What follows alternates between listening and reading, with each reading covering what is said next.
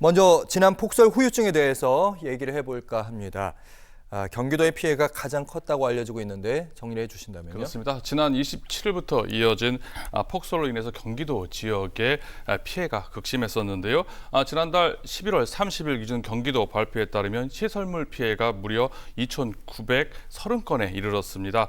16개 시군 484개 세대에서 887명이 대피를 했고요. 아직도 귀가하지 못한 세대가 100여 세대가 넘는 상황입니다. 구체적으로 살펴보면 안성시의 경우 이번 폭설로 인해서 2명이 사망했고요. 6명이 다쳤습니다. 안성시는 현재 집계된 피해액만 해도 350억 원이 넘는 상황이고요.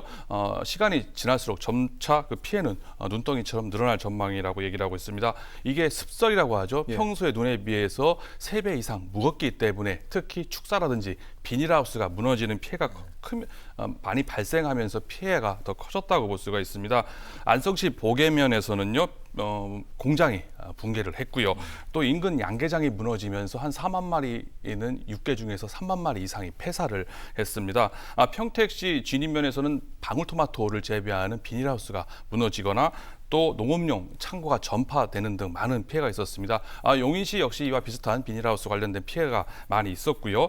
의왕시에서는 도깨비 시장, 그리고 안양시에는 농산물 도매 시장 등 크고 작은 많은 피해가 발생을 했습니다. 네, 우리가 도심에 사는 사람들은 아무래도 교통 불편해지는 거 이것만 피해라고 생각하는데 실제로 농가에서는 시설물 피해가 참 큰 상태였습니다. 예. 자, 김동연 지사가 이번 피해 앞에 지금은 돈 써야 할 때다 이렇게 얘기했는데 전폭적으로 지원하겠다는 의미인 거겠죠? 그렇습니다. 이번 기록적인 폭설로 인해서 경기도 특히 남부 지역을 중심해서 큰 피해를 입었는데요. 김동연 지사 발빠르게 피해 현장을 찾았습니다. 폭설 다음 날이죠. 28일에는요. 의왕시 도깨비 시장을, 그 다음 날에는 안양시 농산물 도매 시장을 찾아서 피해 상황을 확인을 했고요. 또 피해 지원 방안을 강구해라 이렇게 지시를 했습니다. 어제였죠. 2일 날에는 안성, 평택 지역에 방문을 해서요. 특별 재난구역을 선포해야 된다라고 신청하겠다, 추진하겠다 이렇게 밝혔습니다. 경기도는 29일 재기금으로 301억 원을 제설 작업, 응급 복구, 그리고 이재민들에 대한 지원, 소상공인에 대한 금융 지원을 하기로 선제적으로 결정을 했는데요. 김 지사 300억 이상을 예비비로 이미 지출했습니다마는 필요하면 더 지출해서라도 빠른 시간 내에 복구할 것이다. 지금이 재정은 이럴 때 쓰는 것이다. 돈은 써야 할 때가 바로 지금이다라고 이렇게 얘기를 하면서 네. 전폭적인 지원을 약속을 했습니다. 경기도 의회 역시 이번 여야 할 것 없이 신속한 복구를 위해서 지원을 아끼지 않겠다라고 여야 모두 힘을 모으겠다라고 밝히고 있습니다. 네, 김동연 지사가 이제 피해 복구 팔 걷어 붙이겠다 이 의미도 있겠지만 긴축 재정 이거보다는 써야 할 때는 확실하게 재정을 써야 된다 이 측면을 예. 좀 강조한 것 같아요.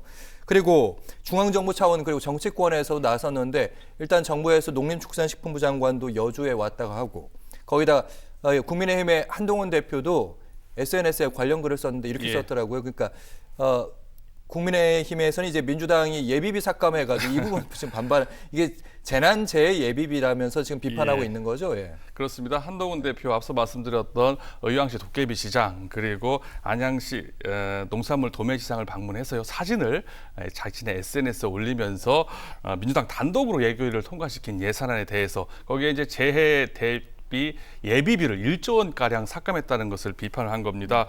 이재민에 대한 행패다라고 민주당을 공격한 건데요.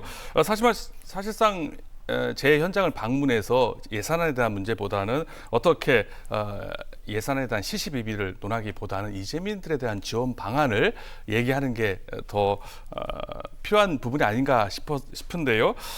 사실 좀 번지수가 좀 틀리지 않았나라는 생각을 좀 해볼 수 있을 것 같은데요.